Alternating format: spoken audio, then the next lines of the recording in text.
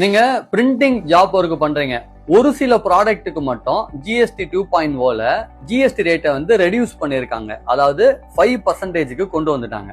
நீங்க நியூஸ் பேப்பரை பிரிண்ட் பண்ணலாம், அல்லது ப்ரௌச்சர் இல்ல பேம்ப்லெட், அது மட்டும் இல்லாம பேப்பர் மேஸ் ஆர்டிகல் அப்படின்னு சொல்லுவாங்க. அப்படின்னா பழைய பேப்பர்லாம் வச்சு பொருட்களை உருவாக்குவாங்க. அதாவது ஹேண்டிகிராஃப்ட் மாதிரி, பட்டம் மாதிரி, அந்த மாதிரியான ஐட்டம் எல்லாமே யாரெல்லாம் நீங்க ஜாப் ஒர்க் பண்ணி கொடுக்குறீங்களோ உங்களுக்குலாம் 5% ஜிஎஸ்டி தான் அட்ராக்ட் ஆகும். ஏன்னா இதனுடைய ஜிஎஸ்டி ரேட்டு ஆக்சுவலா இந்த பொருளை விற்கும் போது 5%. அதனால இது ரிலேட்டடா ஜாப் ஒர்க்குக்கும் ஜிஎஸ்டி வந்து 5% மட்டும் கலெக்ட் பண்ணா போதுமானது. அதுபோல சில்ட்ரன்ஸோட டிராயிங் புக்கு, கலரிங் புக்கு, அது மட்டும் இல்லாம news paper, periodicals or journals, அது மட்டும் இல்லாம இப்ப நீங்க வந்து ஸ்டாம்ப் பேப்பர் அடிச்சு கொடுக்குறீங்க, இல்ல ரெவன்யூ ஸ்டாம்ப் அடிச்சு கொடுக்குறீங்க, இந்த மாதிரியான ரிலேட்டட் ஐட்டம்லாம் நீங்க ஜாப் ஒர்க்ல பண்ணி கொடுத்தீங்கன்னா அதுக்கும் ஜாப் ஒர்க்கோட ஜிஎஸ்டி ரேட் வந்து 5% தான். ஸோ இதுல இந்த ஐடிசியை பத்தி எந்த விதமான ரெஸ்ட்ரிக்ஷன்ஸும் சொல்லல. ஸோ எப்பயுமே இந்த ரெஸ்ட்ரிக்ஷன்ஸ் சொல்லல அப்படின்னா நம்ம வந்து we are free to avail the ITC அப்படின்னு தான் அர்த்தம். ஸோ அப்ப நீங்க தாராளமா